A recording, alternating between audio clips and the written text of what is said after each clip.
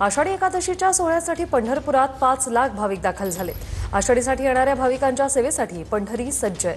पदस्पर्श दर्शनाची रांग मंदिरापासून जवळपास 7 किलोमीटर लांब आहे, तर विठ्ठल रुक्मिणी मातेच्या दर्शनासाठी लागतोय 10 तासांचा कालावधी। रवी लवेकर आमचे प्रतिनिधी आपल्या सोबत जोडले गेलेले आहेत। रवी, कसं वातावरण आहे सध्या पंढरीमध्ये, कशी तयारी सुरू आहे?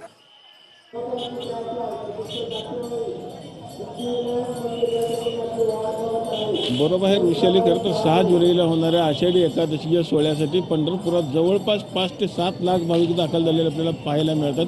विठ्ठल मंदिर परिसर असेल, चंद्रभागेचं वाळवंट असेल, त्याचबरोबर हा प्रदक्षिणा मार्ग असेल, अक्षरशः भाविकांनी फुलून गेलेला आपल्याला पाहायला मिळत आहे। खरं तर आषाढी एकादशी अजून 2 दिवसावरती आहे, तोपर्यंतच खरं तर भाविकांनी खरं तर विठ्ठलाच्या दर्शनाकरता गर्दी केलेली आपल्याला पाहायला मिळत आहे। विठ्ठलाच्या दर्शनाची जर रांग आपण बघितलं तर विठ्ठल मंदिरापासून जवळपास 5 ते 7 किलोमीटर लांब गेलेलं आपल्याला पाहायला मिळत आहे। आपण जर आता बघू शकतो पश्चिम द्वारचा परिसर आहे। खरं तर जिल्हाधिकारी कुमार आशीर्वाद यांनी खरं तर हा वन वे केल्यामुळं भाविकांना अगदी व्यवस्थित करत जाता येतं, तर या भागामध्ये प्रचंड अशी गर्दी असते। मात्र आज ही गर्दी आपल्याला इथं कमी निश्चित रवी, पाहायला आपण मिळते। पाहतोय किती मोठ्या स्वरूपात जय्यत तयारी सुरू आहे। 5 लाख भाविक सध्या दाखल झालेत।